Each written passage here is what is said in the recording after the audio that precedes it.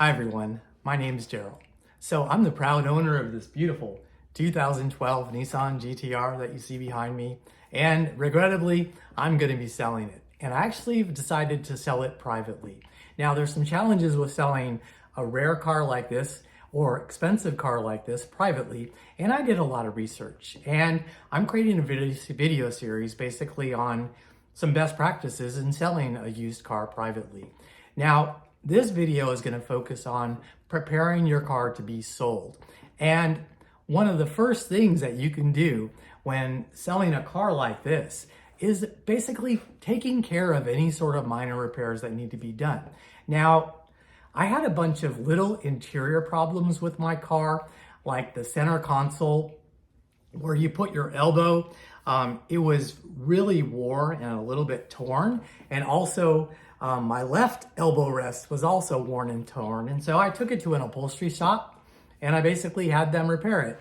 And so it makes the car look so much better. And it just made a night and day difference between, stepping into that car and seeing kind of, that it looked really worn and torn. But now when you step into the car, it looks pretty new. And so doing little things like that can make a huge difference when you're selling your car.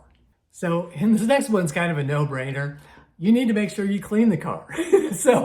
And you need to clean the outside, you need to clean the inside. You really should detail the engine bay as well. Now, if you're handy and if you've got, some of the tools and you can do the detailing yourself, you can buff the car out to make that shine look really good. Or you can hire a professional detailer, and they do these things all the time.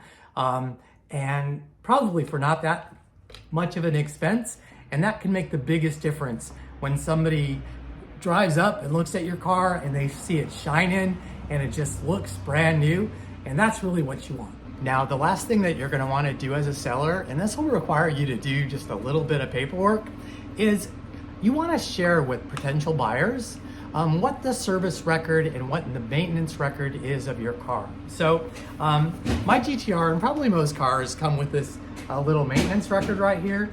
And so what I did, and what most service advisors do, is as they do the repairs, they'll actually put the date and what they did. And so I have this to give to the potential buyer. I also kept, and not maybe everybody does this, but I kept all of my records for the GT-R whenever I had the car serviced. And so I have this to give to the potential buyer as well. Now, I just don't give this to them. What I actually do is I input it into a spreadsheet, and anybody that had any interest in the car at all, I would send them basically the dates and the services that I had performed.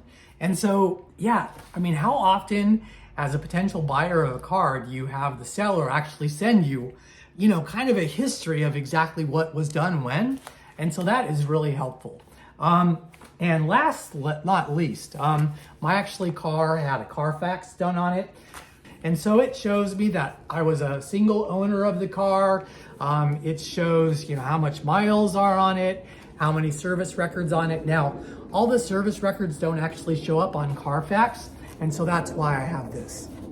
But basically, the more information that you could give to a potential buyer, the more trust that they're going to have in you. So for me, when I'm out looking for a car, nothing more impresses me than a car that, there's no major problems with it.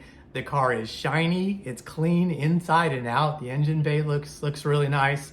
And also that the owner, it shows that they took care of the car and exactly when they had maintenance done on it, and they've got records for it. And that's exactly what I'm looking for. And so if you're selling your car, hopefully those are the things that you can do to get the most for your used car.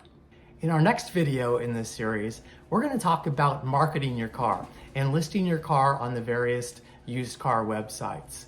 You're not going to want to miss that one. If you got some value in this video, please like it and also consider subscribing to my channel. And I hope to see you in the next one again very soon.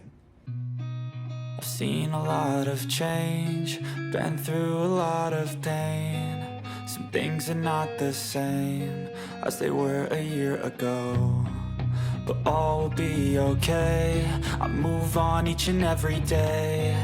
The past is where it stays, way back a year ago.